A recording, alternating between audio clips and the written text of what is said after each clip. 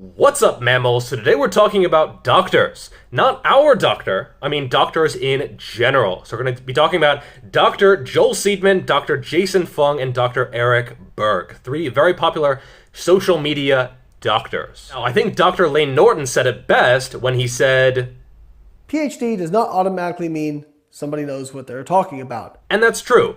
Just because someone is a doctor doesn't mean they know everything about everything. A lot of doctors don't have a good base of knowledge when it comes to nutrition or diet or exercise. These are huge blind spots that aren't really taught very much. And a lot of doctors simply don't know very much about these topics. They might have taken one class once 20 or 30 years ago, and they haven't really kept up to date on the research. What would you say the percentage of doctors having actually read recent medical papers or actively reading medical papers, per week or on a per month or per day basis? How many doctors out of that 1,000 actually looked at the supplementary stuff, looked at the actual crunched numbers from the study? That would be 0 out of 1,000, maybe 1 out of 1,000 if we're lucky. I think he's right. The average doctor just doesn't have the incentives to actually keep learning. They're already a fucking doctor, okay? They don't really have the incentive to keep learning. They're already making money. They're already super busy. They're already super stressed out most of the time. It's a tough job, and they don't really need to keep learning. They learned all that stuff in med school already, right? It's not like there's new information coming out every year. Why would you even bother keeping up with that? You already learned how to be a doctor. Like, why would you even bother thumbing through the latest research? And then I'm sure a lot of them, they just lie. They say, oh yeah, hours and hours on PubMed every day, every night till 1 a.m, just slamming papers every day. I gotta keep on things. Right. So first let's talk about Dr. Jason Fung. Just because I don't think he's that bad, there's just a few points that I disagree with him and I don't think are really founded by science or the right way to approach things. He is one of the insulin agenda crew, I like to call. They are the ones who say it's not calories, it is your hormones. It is insulin that is causing obesity and diabetes and various other metabolic diseases. So what happens when you eat is that insulin goes up. And insulin basically is the hormone that tells your body to store fat. It's calories. Calories is what is going to actually cause you to gain weight. If you look at bodybuilders, a lot of them are injecting insulin. They're fucking 4% body fat and they're injecting insulin. If insulin was so obesitogenic, that's now a word, then why are these bodybuilders who are freaking shredded injecting insulin?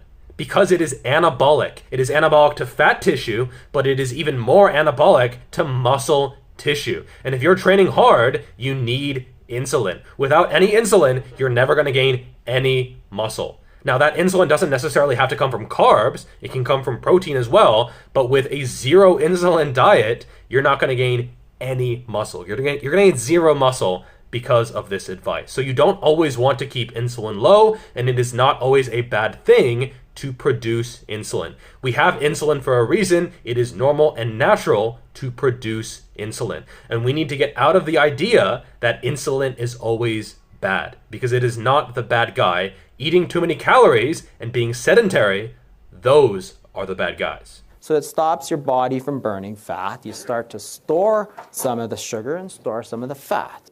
Carbohydrates get turned into glycogen, which are chains of glucose in the liver. It's basically a storage form of sugar. And when you have too much of that, then your liver produces lipids and it basically stores fat.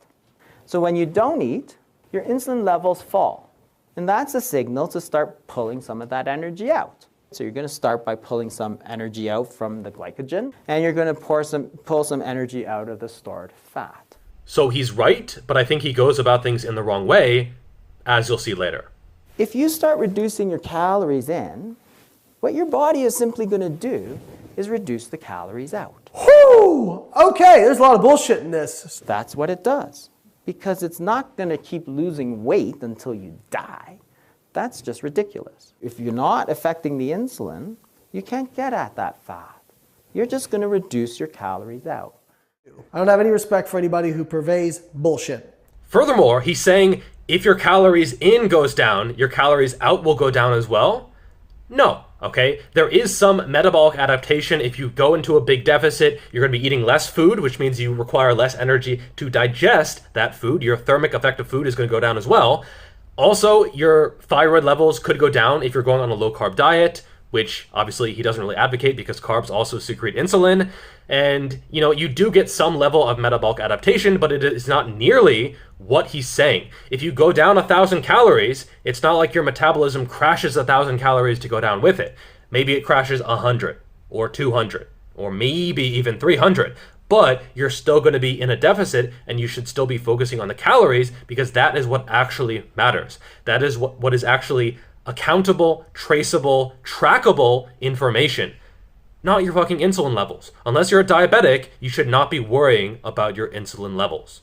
Period. Next, we have Dr. Erik Berg. Now, after just watching one of his videos, I can tell that he's a complete quack. It was a video on muscle growth, and look at the guy. He doesn't exactly look like the pinnacle of physical fitness, does he? If someone is making a video on muscle growth, they should have personal experience doing that successfully. You don't need all of your sources to be frickin' jacked, but they should at least look like they lift, or at least look like they partake in this activity. He says like, oh yeah, this isn't one of my goals for now, like maybe later. Fuck off, okay? Fuck right off. That is not really a valid excuse, in my opinion. He also thinks that growth hormone is going to be the primary driver of muscle growth. And because you're fasting, growth hormone goes up, that's going to cause more muscle growth. That's not true at all. Growth hormone goes up to prevent muscle loss, often unsuccessfully. Because you don't have any protein coming in, your body elevates growth hormone to try to stop you from losing your muscle. It's not like you can gain muscle because growth hormone is high when there's no protein in the system. What are you going to use to build? There's nothing in the bloodstream to actually use as raw materials. It doesn't make any sense whatsoever. He then recommends a bro split from Dorian Yates. Now, he says Dorian Yates achieves the Mr. Olympia. Now, as More Plates, More Dates said in one of his videos, achieved Mr. Olympia is a really weird way of phrasing it. It makes it seem like you achieved your doctorate, like many people can achieve Mr. Olympia in the same year. No, he won the Mr. Olympia. He beat everyone else because only one person can win the Mr. Olympia. It's not like there's 3 or 4 or 5 or 6 or a dozen Mr. Olympias in the same year. So he doesn't even know about Mr. Olympia at all, and yet he's referencing this guy as a training source. And obviously Dorian Yates is on steroids. Okay, anyone knows this, and using this as an example for natural people is just absolutely disingenuous. And he knows that he's on steroids, and yet he still uses this example. Furthermore, he says that muscle growth or muscle damage is the primary trigger of muscle growth. It is not, okay? If anything, muscle damage is counterproductive. If you have damage, you can get no growth, but you don't need damage to have growth. So you can be in a situation where you have very, very little damage and lots of growth, or when you have lots of damage and no growth. There might be some correlation when it comes to weight training, but it is not the primary cause. It is a side effect that you should usually try to minimize. He also recommends doing intermittent fasting and keto to gain muscle. That's not going to be optimal, especially if you're natural. He recommends 50 grams of carbs maximum. Come on, try training with any kind of decent volume or intensity on 50 grams of carbs, even around the workout. That's like 1 sports drink for the whole day. Good luck doing anything on that. He also recommends 1 to 2 meals per day with 50 to 100 grams of protein. Now, if you are a tiny female, okay, 100 grams might be acceptable, maybe even like 80 grams. But if you are any kind of like bigger guy, there's just no way 100 grams is going to be doing enough. You need more, and you need more frequent feedings. Eating once per day is pretty good for fat loss, but you need more protein feedings throughout the day so that you can spike those amino acid levels, especially leucine, which is what is going to actually trigger muscle protein synthesis and get you those sweet ass gains, which he clearly has no idea how to help you get. By the way, he's a chiropractor. He's not a medical doctor. Just because someone is a DR doesn't mean they're an M-Dizzle. Maybe I should go to veterinarian school and become a dog doctor and put Dr. Jeffrey Verity Schofield on my YouTube channel, and therefore more people will subscribe. Because most people, when they see DR, they're like, well, by golly, he's a doctor. He must know what the fuck he's talking about. No, not necessarily in all cases. I would have figured doing a PhD at a major university, you would have had to have learned what what evidence means. Next, we have Dr. Joel Seedman, who is a doctor of kinesiology.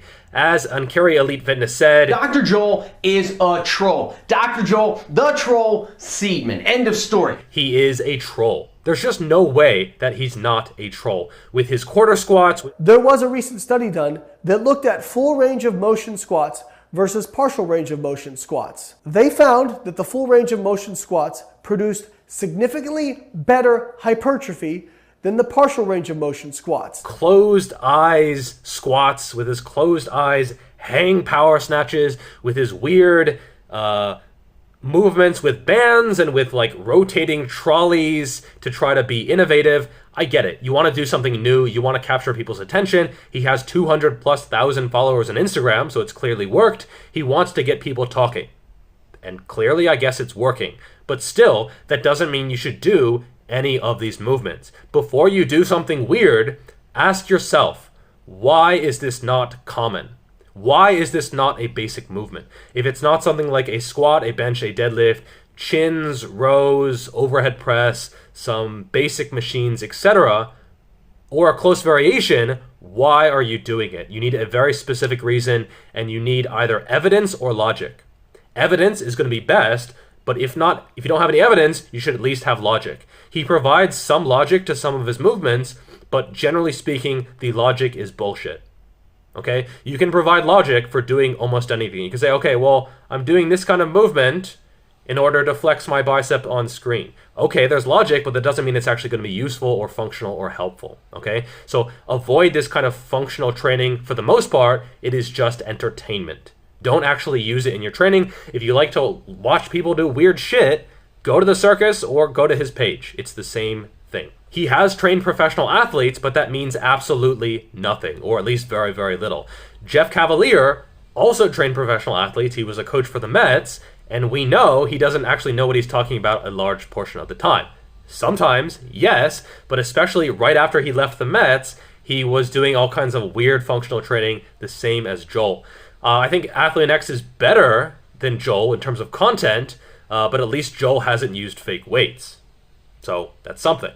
The fact that you don't even understand that, having done a degree in kinesiology, is absolutely mind-blowing. Were you fucking asleep during class? And the last one, the mystery doctor, is going to be your doctor. Now, I'm not saying your doctor is on YouTube. They probably aren't. And I'm not saying they're a bad doctor. They probably aren't. But there are some bad doctors, and there are a lot of uninformed or misinformed doctors as well. A study found that only 13% of medical schools had any kind of training in exercise. Only 13%. Now, this was from 2002, so hopefully things have gotten a little bit better, but there's just no way that it's near 100%. Most doctors don't know very much about exercise. If you have a problem, let's say you hurt your knee when squatting, I almost guarantee your doctor is going to say, stop squatting. That is the level of nuance that you're gonna get. It's not gonna be like, try low bar, or try split squats, or don't go down so deep, or slow your tempo, or try something else. No, it's just gonna be stop the exercise, stop the movement. And that is not gonna be good, because you should keep exercising. You should be able to exercise. Even if you have some issue, you need to work around that. You need to solve the problem rather than just giving up. And the majority of doctors will just tell you to stop. That is not good, and that is why most doctors are not a good source for exercise advice. Another study found that only 19% of doctors felt that they had adequate training in nutrition, and only 17% of them counseled their patients in nutrition when talking with them. And that is pretty shocking, because it's been shown that 8 out of 10 diseases, killer diseases, are caused directly by nutrition. 8 out of 10. So we have 8 out of 10 diseases caused by nutrition, and less than 2 out of 10 doctors actually talking about nutrition to their patients. That huge gap, it should be the opposite. It should be 8 out of 10 doctors talking about nutrition, and less than 2 out of 10 diseases caused by poor nutrition. And yet, we're the opposite. We just don't really talk about nutrition. Most doctors don't learn very much about it. It's not taught in medical school. Most doctors, what they will do is they will just prescribe. They'll just prescribe you a pill. They won't really address nutritional deficiencies. Maybe they can, read some blood work, but they can't actually suggest some practical solutions to your problems. You cannot go to your doctor for what matters most: diet and exercise. And that's really sad. And, you know, statistically speaking, your doctor probably doesn't really know enough about these things to be useful. And, you know, I wish this was better. I wish it was changing. But what I see is just doctors prescribing more and more and really not going to be effective in terms of providing useful solutions. Some other pretty shocking statistics: 60% of doctors were below average physical fitness.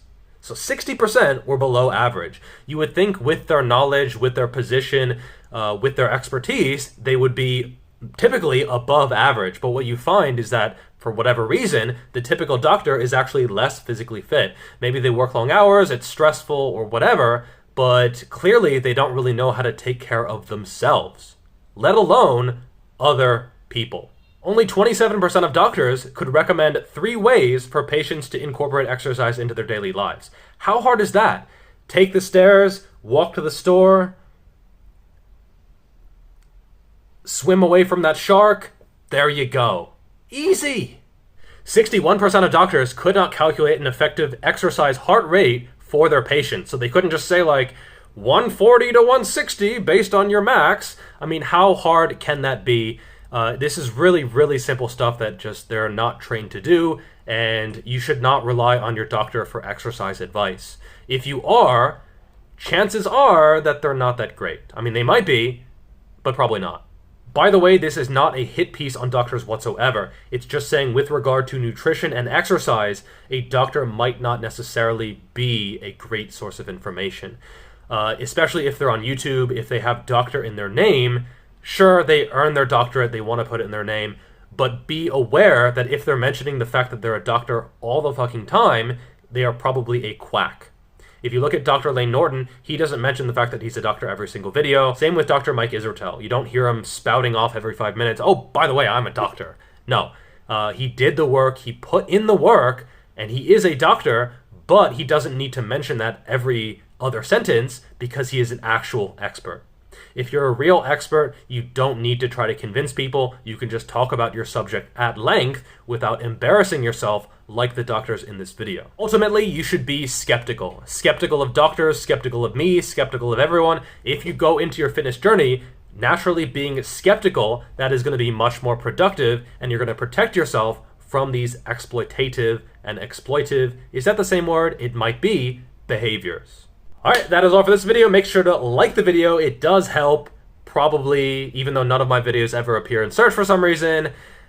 Subscribe to the channel if you are not already for some very strange reason. Notifications on so you never miss a video. Follow me on Instagram, Snapchat, OnlyFans, all that good stuff. And I will see you in the next video. Peace! I feel good about that. Yeah. Eyes closed, good. So if your doctor is a doctor do nothing, or even a doctor do little, they might not be the best source for diet and nutrition advice. By the way, drop me an electronic mail if you're interested in coaching. The spots are filling fast, and once they are full and you'll have to wait for a spot, and I don't see anyone dropping any spots soon, so act fast.